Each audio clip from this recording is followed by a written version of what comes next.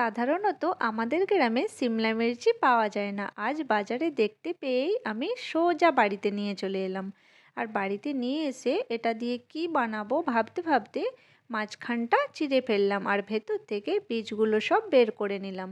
এরপর এখানে একটি সেদ্ধ আলু, পেঁয়াজ কুচি, রসুন কুচি, কাঁচা লঙ্কা কুচি, ধনেপাতা কুচি নিয়ে তার মধ্যে ভাজা মশলা, লবণ, লঙ্কার গুঁড়ো সব কিছু দিয়ে খুব ভালো করে মাখিয়ে পুরটা তৈরি করে নিলাম।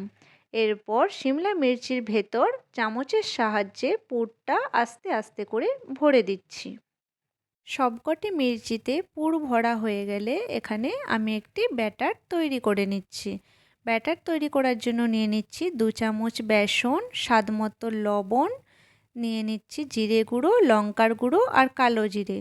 এরপর অল্প অল্প করে জল দিয়ে একটি স্মুথ ব্যাটার তৈরি করে নিচ্ছি। ব্যাটারটা খুব ঘনও করব না, আবার পাতলাও করব না।